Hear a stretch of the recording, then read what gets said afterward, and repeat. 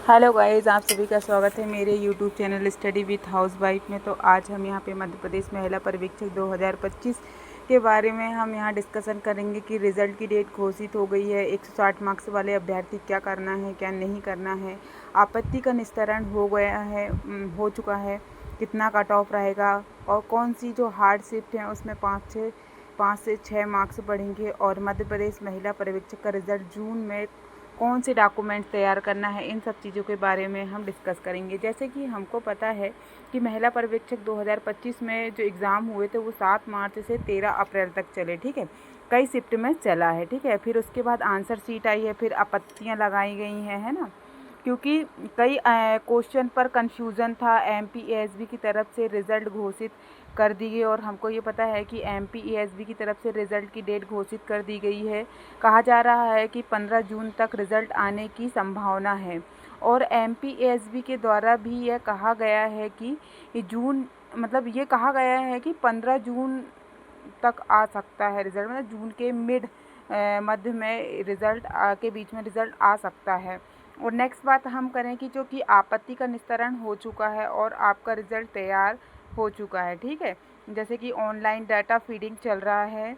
लगभग 10 दिन तक ये काम, मतलब जो 10 तारीख तक है वो 10 जून तक ये काम हो जाएगा और रिज़ल्ट का काम कंप्लीट हो जाएगा। तो सीधी सी बात है, 15 जून तक रिज़ल्ट आने की पूरी संभावना है। अब यहाँ पे हम बात करेंगे कि कौन सी हार्ड शिफ्ट थी और कौन सी इजी, मतलब कौन सी हार्ड शिफ्ट थी जिसमें बोनस अंक मिलेंगे, जिनमें कौन से क्वेश्चनों में आपत्ति लगाई गई थी, कितने क्वेश्चन है, ये सब चीज़ डिस्कस करेंगे। जैसे कि हमको पता है कि जो 12 मार्च, कम से कम 4 से 5 बोनस मार्क्स मिल सकते हैं, जो कि 12 मार्च की सेकंड शिफ्ट थी, ठीक है। क्या सी थी? 12 मार्च की जो सेकंड शिफ्ट थी, कौन सी? 12 मार्च की सेकंड शिफ्ट। इसमें कम से कम 3 क्वेश्चन जो थे वो गलत थे। क्या थे? 3 क्वेश्चन गलत थे। तो इसमें सीधी संभावना जा रही है कि इसमें कम से कम 3 नंबर बढ़ने का, मतलब बोनस अंक मिलने के चांस हैं, ठीक है। अब बात करें हम 12 मार्च की, किसकी बात करें हम? 12 मार्च की। 12 मार्च की बात करेंगे तो 12 मार्च में हम देखेंगे कि 12 मार्च की सेकंड शिफ्ट, कौन सी शिफ्ट? Second shift. इसमें कम से कम 6 क्वेश्चन रॉन्ग थे, ठीक है। 6 क्वेश्चन पे आपत्ति लगाई गई थी, जिसमें 6 क्वेश्चन में कम से कम हमको 4 मार्क्स बोनस अंक मिलने के चांस हैं, ठीक है।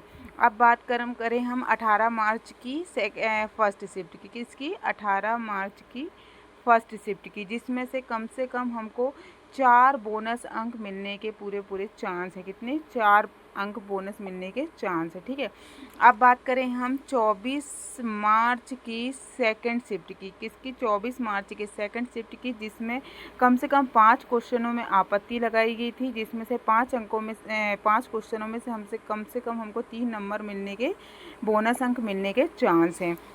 अब बात करें हम 25 मार्च की, किसकी बात करें? 25 मार्च की सेकंड शिफ्ट की बात करें, किसकी बात करें? 25 मार्च के सेकंड शिफ्ट में कम से कम हमको यहाँ पे 2 से 3 बोनस अंक मिलने के चांस हैं।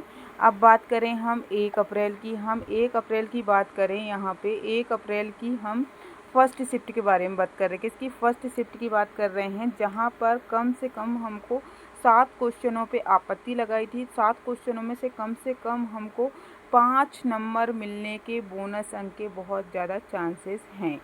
अब बात करें हम यहाँ पे 3 अप्रैल की, 3 अप्रैल की फर्स्ट शिफ्ट, क्या 3 अप्रैल की फर्स्ट शिफ्ट की बात करें, जिसमें कम से कम 4-5 क्वेश्चन में आपत्ति लगाई गई थी, जिसमें हमको कम से कम 4 बोनस अंक मिलने के चांसेस हैं।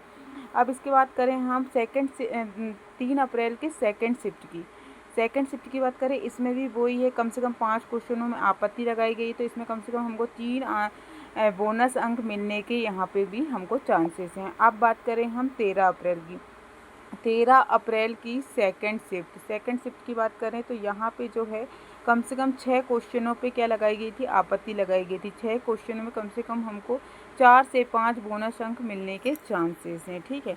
तो अधिकांश क्या हुआ है, हमने देखे हैं कि यहाँ पर ज़्यादा आपत्तियाँ लगाई गई हैं। एमपीएसबी के द्वारा इन पर बोनस अंक देने के चांसेस हैं कि ये क्वेश्चनों में रॉन्ग क्वेश्चन हैं, तो हो सकता है इनमें हमको बोनस अंक मिलने के पूरे चांसेस हैं। अब बात करें हम कि कितने नंबर 160 वाले अभ्यर्थी, मार्क्स वाले अभ्यर्थी क्या करें। जैसे कि 160 वाले जो मार्क्स वाले जो अभ्यर्थी हैं, ठीक है, वो अपने डॉक्यूमेंट्स को क्या करके रखें, डॉक्यूमेंट्स को तैयार करके रखें। जैसे कौन से डॉक्यूमेंट्स, जैसे कि क्योंकि जब जैसे ही रिज़ल्ट आएगा तो हमको केवल 15 से 20 दिन मिलेगा। कितना मिलेगा? 15 से 20 दिन मिलता है और वेरिफिकेशन हो जाता है, ज़्यादा समय नहीं मिलता है। तो सीधे बात करें हम, जैसे कि जो कौन से बना, जैसे कि महिला अनुभव प्रमाण पत्र बना के रख लेना है, चरित्र प्रमाण पत्र जो कि पुलिस स्टेशन में अक्सर बनता है, और मेडिकल मेडिकल प्रमाण पत्र जो कि हमको मेडिकल ऑफिसर के द्वारा बनाया जाता है। तो ये डॉक्यूमेंट्स को बना के रख लेना, क्योंकि टाइम लगता है तो केवल ये ही डॉक्यूमेंट्स बनाने में ज़्यादा टाइम लगता है और वेरिफिकेशन में हमको ज़्यादा समय नहीं मिलेगा।